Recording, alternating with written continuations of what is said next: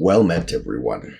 Today's video is about kind of shitting on 5th edition D&D, and I'm going to ruffle some feathers here. And I know I am. And if you guys contribute to this video and to the channel and to this topic, I would love to see your thoughts and your opinions on what I'm saying. Whether you agree, whether you disagree, whether you have your own things to add in, your own 2 cents, so to speak, to throw into the pool. But I want to read this to you. This is by Theodore Roosevelt. It is not the critic who counts, not the man who points out how the strong man stumbles, or where the doer of deeds could have done better. The credit belongs to the man who is actually in the arena, whose face is marred by dust and sweat and blood, who strives valiantly, who errs, who comes short again and again, because there is no effort without error and shortcoming, but who does actually strive to do the deeds, who knows great enthusiasms, the great devotions, who spends himself in a worthy cause, who, at the best, knows in the end the triumph of high achievement, and who, at the worst, if he fails, at least fails while daring greatly, so that his place shall never be with those cold and timid souls who neither know victory nor defeat. All right.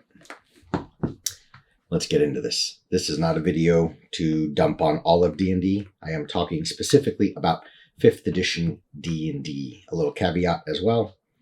I did start playing 5e D&D not long after it came out. End of 2014, early 2015, I think. And while I have been a player a few times, the bulk of my 5th edition experience is on the other side of the screen as a dungeon master. I think you know this. Definitely take this, my comments and my opinions here, with that in consideration, right? I'm speaking perhaps from my experiences and how I've funneled it through the thoughts of a dungeon master, someone that has to plot, plan, and come up with everything. So let's just jump right into this, all right? First, let me give you a few positives. I think, top to bottom, I think 5e D&D is the best edition of D&D that's ever been released. For veteran role players and for ushering new players into the fold, I think 5e has accomplished the most. It's easy enough to get into, but there's enough granularity and crunch in there if you need it. There are definitely other editions like 3.0, 3.5 that were more, as they say, crunchy, right? They had more moving bits and moving parts and nuances. But maybe that was a little overwhelming for a brand new player, especially someone that just doesn't even understand the concept of D&D. Like, wait a minute, I don't get it. Is there a board? You know what I mean? That might have been a tough sell.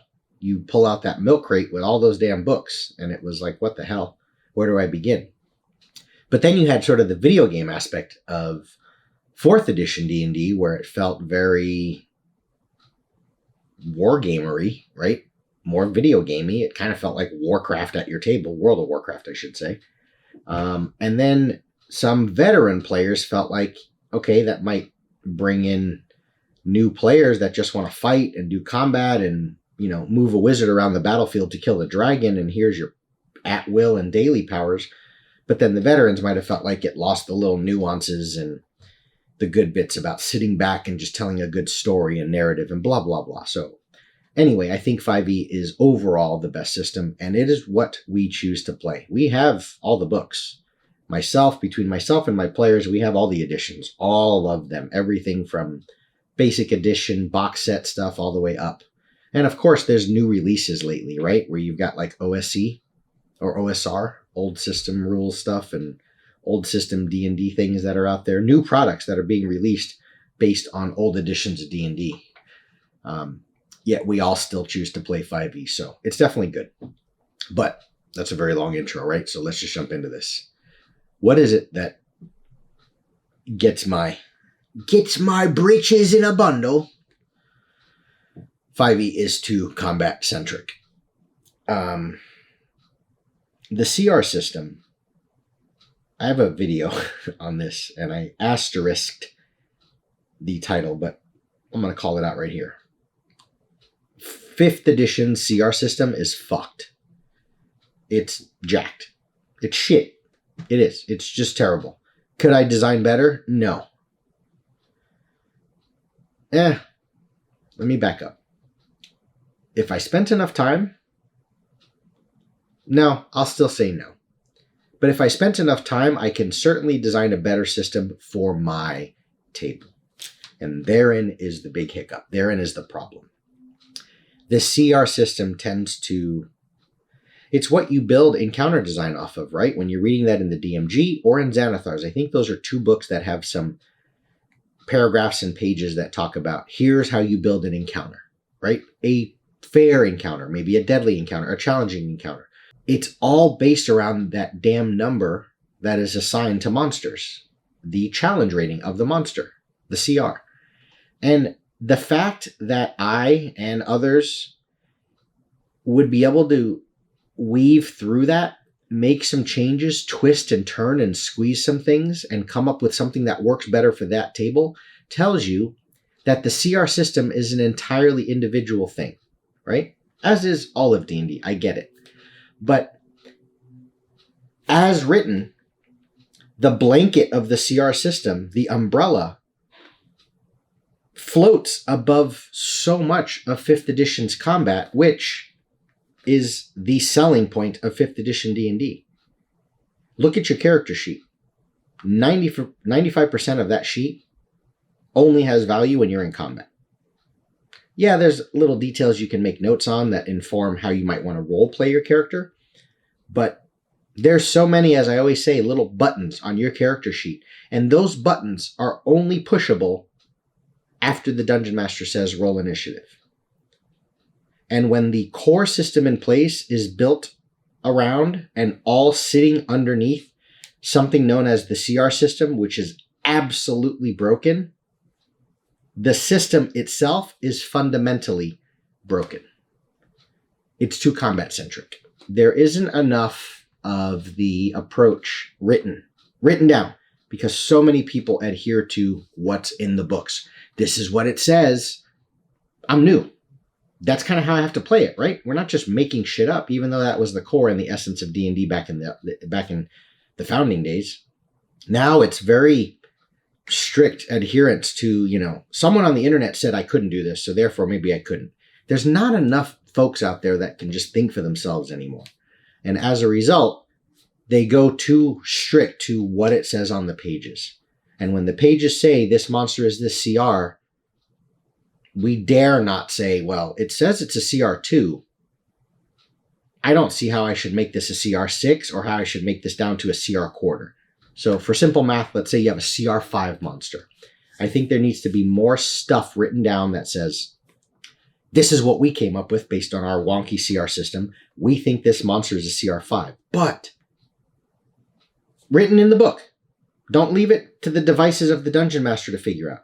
Written in the book, it says, here's a CR5 monster as written. However, here's 3 little bullets. Here's 3 little options that you can pull from, even if you have to reference another book.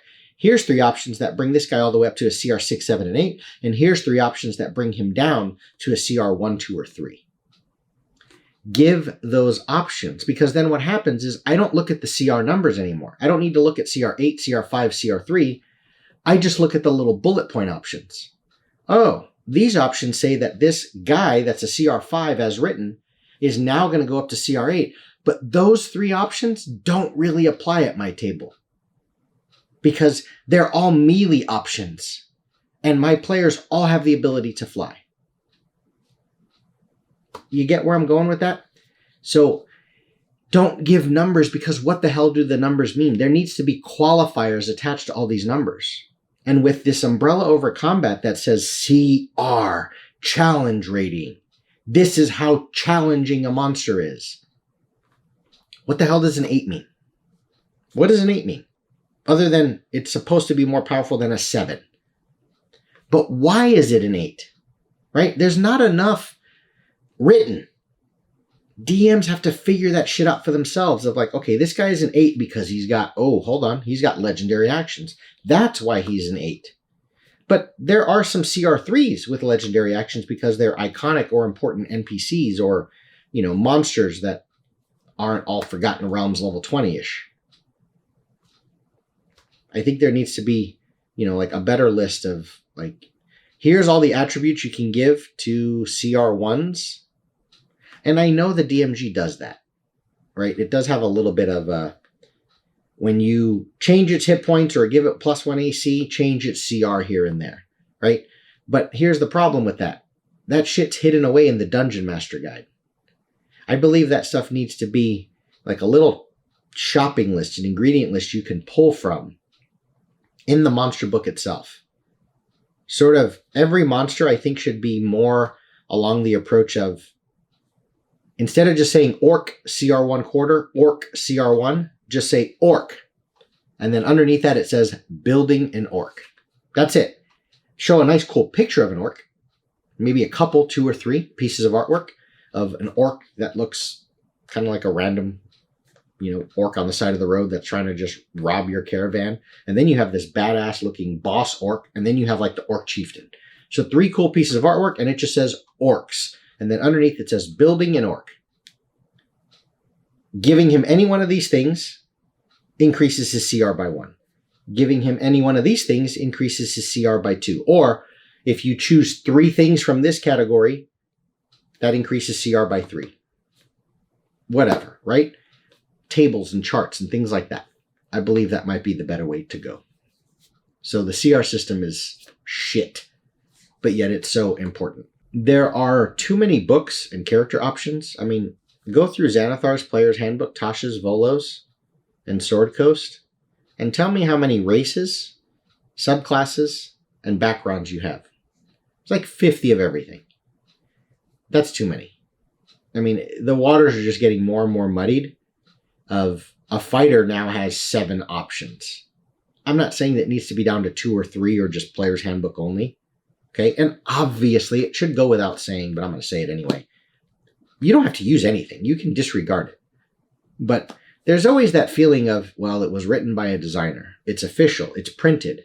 Therefore, am I good to use official books, right? And you start getting the waters so muddied because there's so many damn options for characters that what happens is, first off, you get paralysis. New players that are new to the hobby or new to just 5th edition, they're going to second guess. When you have 100 different options, you're always going to choose something, but you're always going to have in the back of your mind, maybe I chose the wrong thing because I know that there were other choices. You're always going to have a little bit of this non-committed feeling to your character because there's always something else to play. It's like, I chose this class. I like it, but I know there's 9 other subclasses lingering out there for fighter that I never chose. Maybe one of those would have been better. And then because they're so varied, which I do like, it's not always the same exact version of it. Different instances and situations and scenarios in your game are going to allow the assassin to shine more than the mastermind. And then 3 sessions later, the mastermind takes center stage, and that player that's playing the assassin's like, damn it, I should have been a mastermind. But here's where my biggest point of contention is. There's so many options, but then you have some dumbass thing like Tasha's come out that says you kind of can put the options where you want. If you don't like those 19 races that are available, build your own. Yeah, I know that you can have, the Orcish Endurance, right? Or the Goliath thing, where like they're just harder to kill. Those might still be a staple of big races like Orcs and Goliaths. But the whole idea of like, if you want a spellcastery Orc, just put your intelligence as +2. Forget about the fact that Orc has always kind of been strength constitution based. Your halfling barbarian is just as damn strong as the half-orc barbarian because you decided to put +2 in strength. If you're going to give 600 options, how do you just shit on that by saying, but even though there's 600 options, you kind of can disregard any of those because you just can kind of do it how you want to anyway. I'll kind of leave that there by just ending it by saying Tasha's is a clusterfuck. It's a stupid ass book. I think it's the worst book that's been built for all of D&D, not just at 5th. In my opinion, it's the worst D&D book ever made. I think it's just going the wrong direction for what I want at my table, but whatever. There's too much tie-in to other IPs. I'm not stupid. I understand business, okay? This is not a video, of like, was that a good business? No, I'm just talking about as it plays at the table, separating the money side of it. Is it good or bad? Always bringing in like Mythic Odysseys of Theros and Ravnica. Though I love the Guilds of Ravnica, I think that is the best design I've ever seen when it comes to how to build like a faction 101. The 10, whatever they are, not houses, the guilds are incredible of Ravnica. But just too much tie-in, like, oh, we have a magic setting. Let's make a book on that. I know you're just trying to print money at that point, but too much tie-in to other IPs. There's definitely a lot of obsoletes. Like, what place does the monk have? Why do you need the ranger if a crossbow fighter can, from range, cause tremendous amount of damage while also getting all of the crazy fighter stuff like constant ASIs, multiple attacks, action surges, and all that craziness? So, there's too much weight towards like casters, sorcerer, wizard, and all of the options they have, and the more options they keep getting with all these spells and magic, that eventually you're like, I don't need the druid or the, give me the barbarian and the, soak up all the damage. Oh, here's all the options, but totem barbarian's still the best. As long as the combat system is the way it is, where it's kind of just built around kill or be killed. What are my hit points? Right? There's not enough focus on conditions and exhaustion and things like this. And it's the yo-yo effect of you drop and you death save and then you pop back up. Just give me the barbarian, give me totem warrior. Like, why am I going to choose eagle? Like, oh, I want to see further distances. Take damage reduction. You know what I mean? But yet you have that, and then you have a fighter who has all the attacks, crazy ass armor. I don't need the paladin. Just give me the freaking life cleric that out heals everything anyway. I understand there's, some stuff that can be made when you get into multi-classing, but take them as a single class in and of themselves without branching off. You know what I mean? There's just too much into the wizard that makes the warlock, to me, kind of suck unless you start multi-classing the warlock. Okay? Monk. You want to be unarmed or whatever. Just give me a rogue instead. Give me a fighter instead. Get rid of, maybe barbarian. Get rid of paladin. Get rid of whatever. Warlock. Get rid of ranger. Get rid of monk. What else? Get the hell out of Forgotten Realms. I'm over it. I've been over it before 5th edition was released. I get that you've want to, well, here's the Icewind Dale and the way north, and we need to have a book on that. And then, Storm King's Thunder and the giants rampaging through this area and Mithril Hall and all this stuff. And then, what's next? Like Zenel Keep, and then you're going to get over into Thay, and then you're, whatever the hell. I'm talking out of my butt here because I don't remember a lot of FR, but I get it. But it's old. That horse has been dead. Get out of Forgotten Realms already. Make an entirely new setting. On that note, as much as I really love Eberron and I completely cherish and value and aspire to reach even 1/2 of the level of Keith Baker's creation with Eberron,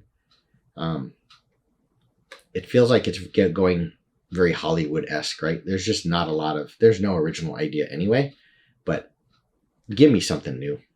Give me some new IP. Give me a whole new world that's out there, right? That's why I think the third-party stuff has a lot of heft and a lot of strength from those that are creating those worlds. But from a WotC official level, it's so predictable. Now, Wild Beyond the Witchlight, I think, was phenomenal. I love where they went with the Van Richten's Guide to Helsing, or whatever the hell it's called.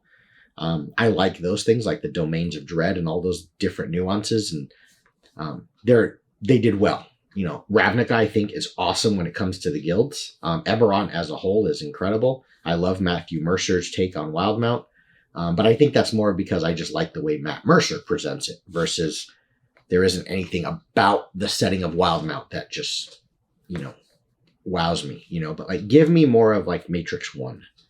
Give me more of like, what the hell did I just read or watch, right? That's why people talk about Unknown Armies and Cthulhu is just, you gotta be, don't be afraid to ruffle some feathers and step on some toes and get rid of some absolutes, and like all elves, humans, dwarves are gone and they're dead and they're replaced by alien-esque mind flayer races, just go crazy with it.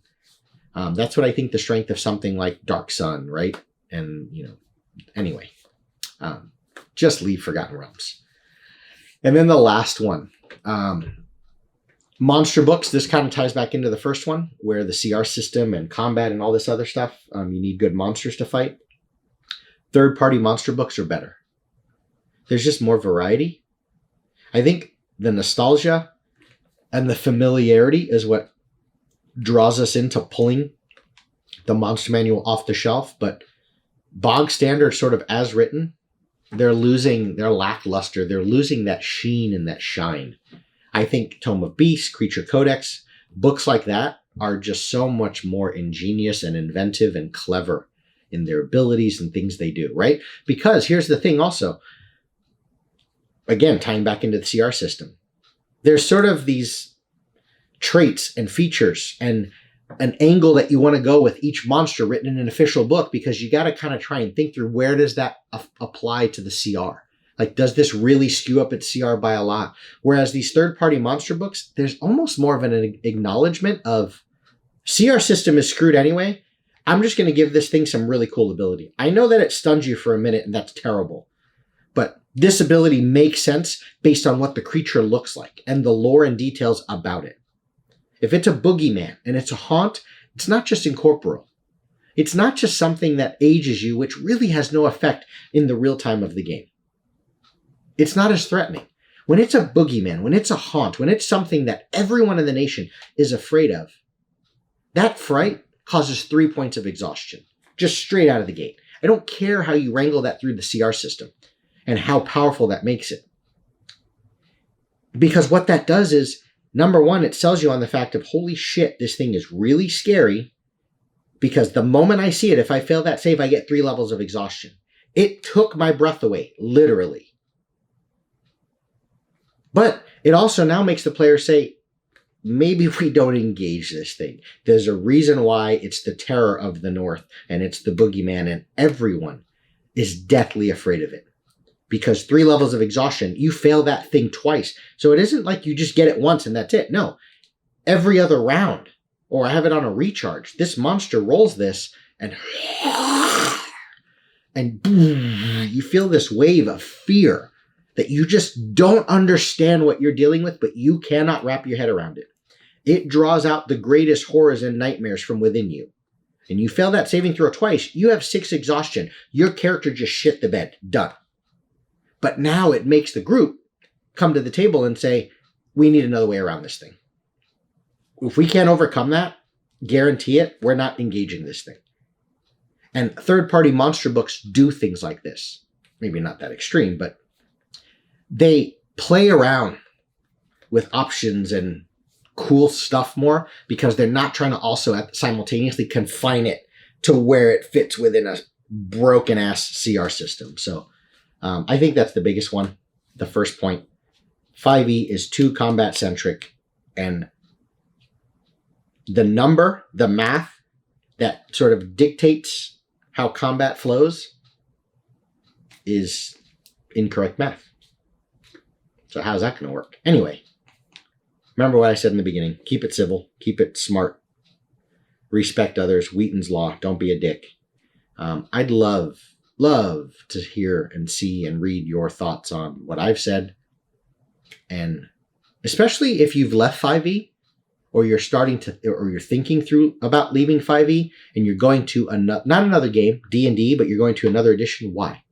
Why are you going back to Pathfinder? Why are you going back to 3.0, 3.5? Why are you playing old school rules of D&D? Why did you leave 5e? Or why did you try it one time and you decided that was not for you and your table to begin with? But on the flip side of that, Why are you certain there is no other edition that's going to fill the role better? And maybe even for another discussion, another video point, if there was a 5.5 or a 6th edition, what would they need to fix in 5th edition that would make that next edition the sort of perfect edition for you? So, see you guys soon. And I love you all. Calm down.